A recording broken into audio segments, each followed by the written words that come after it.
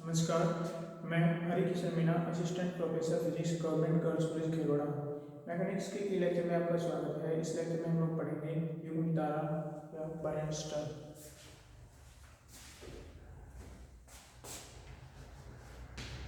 युग्म तारा इंग्लिश में हम लोग उसको बोलते हैं बाइनरी स्टार।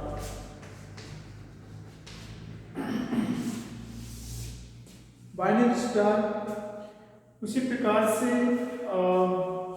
होता है जैसे हमारे सोलर सिस्टम में सूर्य के चारों ओर प्लैनेट बहुत सारे चक्कर लगाते हैं। उसी प्रकार से बाइनरी सिस्टम में क्या होता है, कोई भी बाइनरी का मतलब होता है दो, ठीक है। तो स्टार के होते हैं दो तारे होते हैं, जैसे हमारे पास में बाइनरी स्टार मतलब दो तारे हैं। ये दोनों तारे क्या करते हैं, ये दोनों तारे कोई भी तारा दूसरे तारे के चारों ओर चक्कर नहीं लगाता है, लेकिन इनका युग्म होता है और इस प्रकार से ये गति करते हैं कि इनका जो सेंटर ऑफ मास होता है, ठीक है, द्रव्यमान केंद्र जो इनका होता है, उस द्रव्यमान केंद्र के चारों ओर ये वृत्ताकार या घेर वृत्ताकार कक्षा में इस प्रकार से चक्कर लगाते हैं कि इनका रेखीय समय संरक्षित रहता है, ठीक है।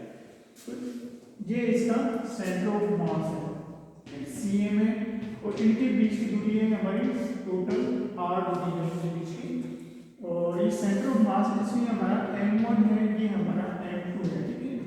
तो सेंटर ऑफ मास से इसकी दूरी हमारी r1 होगी और इसकी दूरी हमारी r2 होगी, किसी स्थान पे है। तो ये बाइनरी स्टार इस सेंटर ऑफ मास के चारों ओर चक्कर लगाते रहते हैं वृत्ताकार कक्षा में या वृत्ताकार कक्षा में, ठीक है।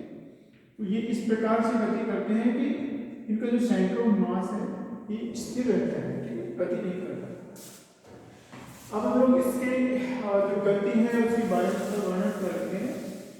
क्योंकि ये दोनों जो गति करते हैं वो गुरुत्वाकर्षण बल की अधिक गति होती है, तो दोनों के बीच का जो बल लगेगा वो बल होगा हमारा F = Gm1 m2 r² में इसका परिमाण निकालते हैं। अगर हमारे किसी इस जो एक तारा है m1 स्टार है m1, उसका कोणीय वेग ω1 हो, तो इसको हम लोग रिप्रेजेंट कर सकते हैं n ω1² r1, ठीक है। ये इसके बराबर होगा, ठीक। अब हम लोग क्या करेंगे, अगर हमको जैसे एक स्टार का द्रव्यमान पता हो तो हम दूसरे का द्रव्यमान ज्ञात कर सकते हैं, और हम लोग एस्टैब्लिश करते हैं कि वास्तव में इनकी जो गतियां होती हैं उसमें हमारा जो कैलकुलेट कर सकते हैं वो ऑटोमेटिक निकल के आता है। तो हम लोग इनकी जो गति है उनको कहें कि जो गति कर रहे हैं सेंटर ऑफ मास के चारों वो यथार्थ है, वास्तविक, ठीक है। ये हमारा हो गया m ω1² r1।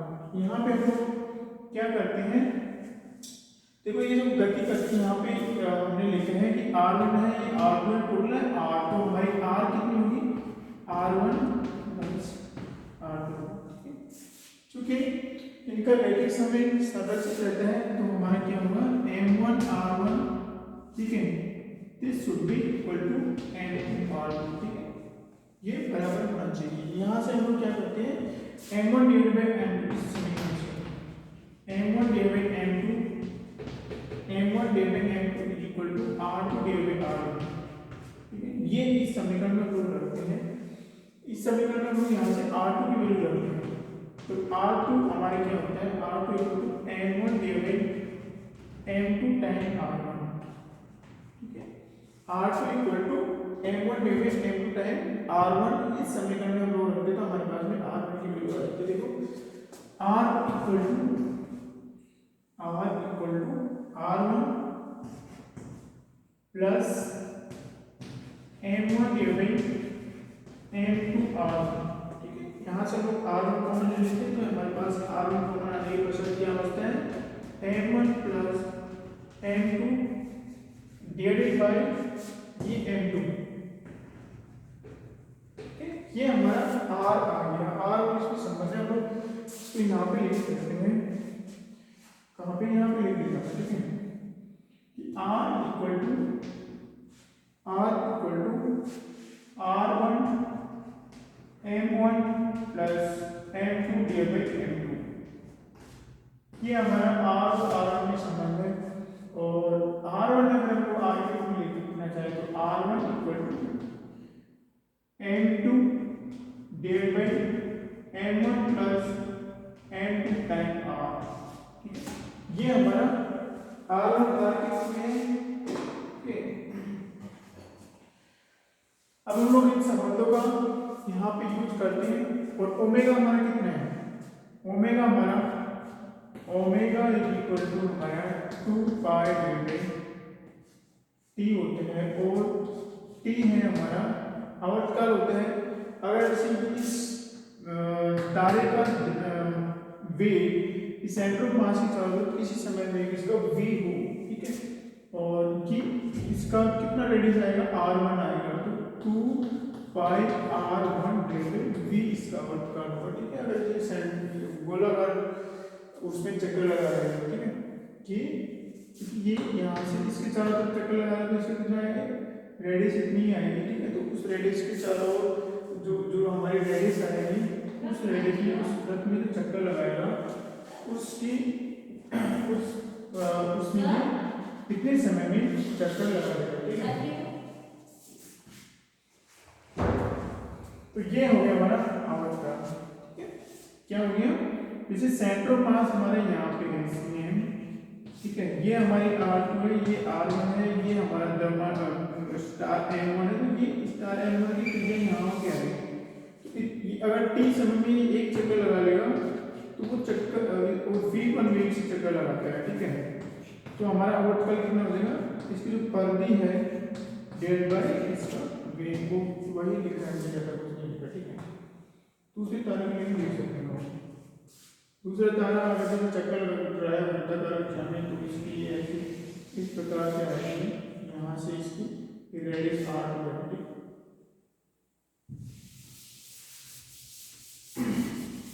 तो ये हमारी टी होगी। अब हम लोग इन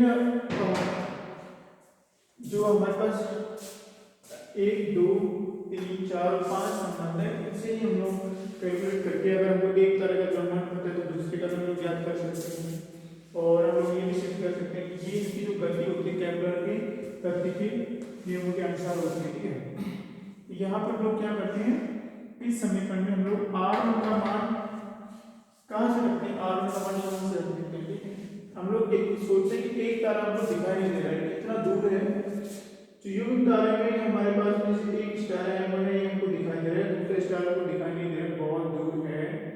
जनरली तो हम लोग उसका अनुमान लगा सकते हैं कि कितना दूर है, या उसका द्रव्यमान कितना है, ये भी हम लोग कैलकुलेट कर सकते हैं।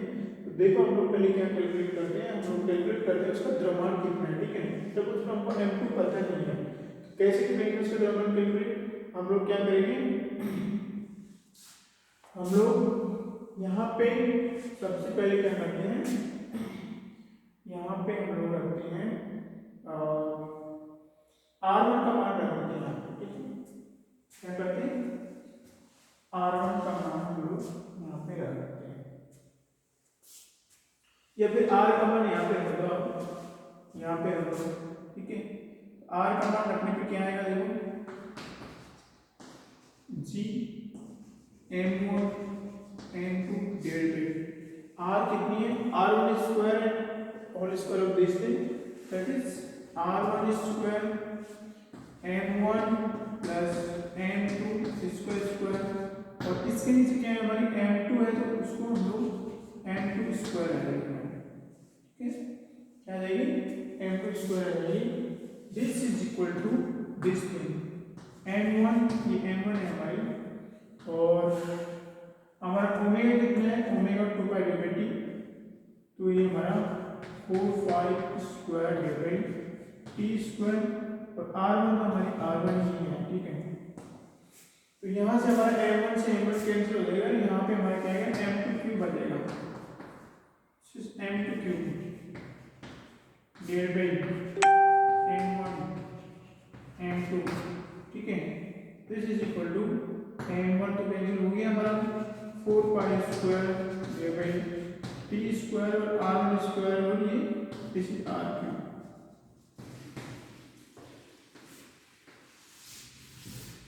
ठीक है, अगर ठीक है पहले वाले जो तारा है M1 स्टार उसका आवर्तकाल है हमारा T, ठीक है, T1।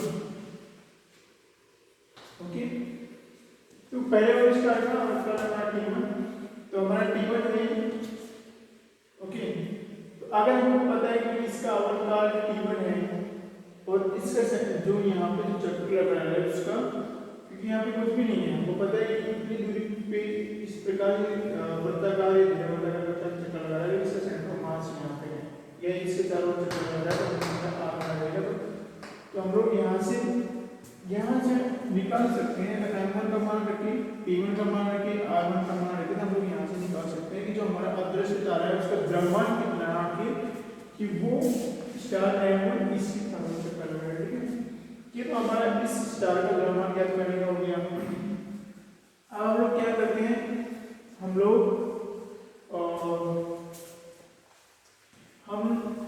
इसका R1 पता हो गया, तो हम लोग R2 ज्ञात कर सकते हैं कितना दूर है, यहाँ से निकाल सकते हैं, या फिर हम लोग यहाँ से जैसे R1 हमसे यहाँ से कैलकुलेट कर सकते हैं कहीं से भी एक जो हमारे सूत्र है वहाँ पे हमको पता चल जाएगा R1 कितनी है, यहाँ से पता चल जाएगा यहाँ से भी R1 कितनी है, तो R निकाल सकते हैं और R2 भी हम कैलकुलेट कर सकते हैं यहाँ से सिंपली R1 + R2 आती है। अब हम लोग जो केपलर का नियम है उसको एस्टेब्लिश करेंगे कि वो कितना है। ठीक है,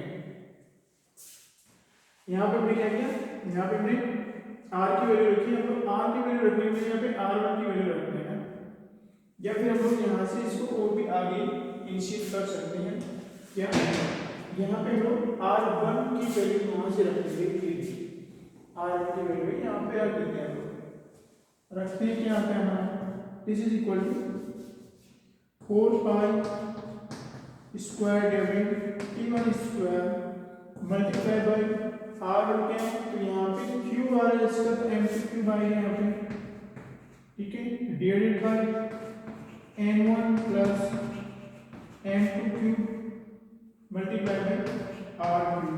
ठीक है, क्या आ गया हमारा, यहाँ पे देखते हैं हम लोग कि सॉरी यहाँ पे भी जी भी है कितना जी, ठीक है, जी यहाँ है। ठीक है, तो देखो M2 क्यूब से, क्योंकि यहाँ पे हमने R का मान रखते हैं, ये आ गया हमारा, तो हम लोग इसमें और इसमें कंपेरिजन करते हैं। ठीक है, this is equal to this is equal to this, M2 cube से M2 क्यूब कैंसिल हो गया है और एक M1 + M2 से एक M1 + M2 कैंसिल हो गया। ठीक है, तो हमारे पास में क्या आएगा, G is equal to, G का मान भी है यहाँ पे, G is equal to 4 pi cube 4 pi square divided T1 square और R क्यूब मल्टीप्लाई बाय 1 और M1 + M2।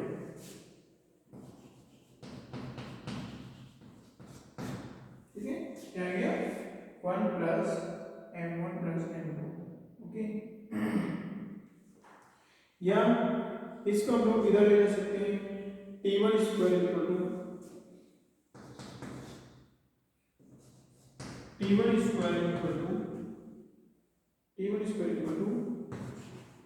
4 pi square divided 4 pi square divided G, क्योंकि M1 + M2 क्या है, इस पूरे जो कपल है यूनिट है उसका द्रव्यमान capital M equal to M1 + M2 मान सकते हैं। ठीक है, इस U तारे का द्रव्यमान कितना मान सकते हैं लोग, M1 + M2, तो ये आ गया हमारा M है पूरी R क्यूब है। ठीक है, तो यहाँ से हमारा देखो T1 स्क्वायर प्रोपोर्शनल टू,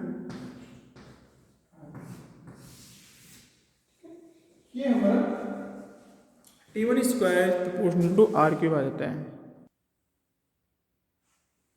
तो ये जो T1 square proportional to R cube आया, ये केपलर के तृतीय नियम को प्रतिपादित करता है। तृतीय नियम के अनुसार है, केपलर का तृतीय नियम है कि जो आवर्तकाल का स्क्वायर उसकी जो रेडियस है उसकी क्यूब के प्रोपोर्शनल होता है, तो वो हमारा आ गया। तो इसका मतलब है कि जो हमारी जो युग्म तारे के बारे में कॉन्सेप्ट है वो वास्तव में सही है कि दो तारे सेंटर ऑफ मास की तरह इस प्रकार के चक्कर लगाते हैं R equal to R plus R two रहते हैं और उनका रेखीय संवेग संरक्षित रहता है। तो इस प्रकार और हम लोग क्या करना चाहेंगे कि हमारा जो ये है इस तारे का वेग कितना है, तो हम लोग यहाँ से कैलकुलेट कर सकते हैं, यहाँ से निकाल सकते हैं v1 है, ठीक है। ये तारे का वेग t1 2 पाई r1 v1, r1 का मान कहीं से भी अगर हमको ज्ञात होता है, यहाँ से या यहाँ से या यहाँ से कहीं से भी, तो हम लोग उसमें r का मान यहाँ पे रखते हैं और t1 आवर्त का हमको अगर पता है तो हम लोग वेलोसिटी निकाल सकते हैं। यहाँ से वेलोसिटी कितनी आएगी, यहाँ से v1 is equal to 2 pi r t1। ये हमारा तो एक दूसरे से हम लोग एक दूसरी क्वांटिटी याद कर सकते हैं कि ये हमारा ये कुछ तरह से रिलेटेड लेक्चर है वो समाप्त।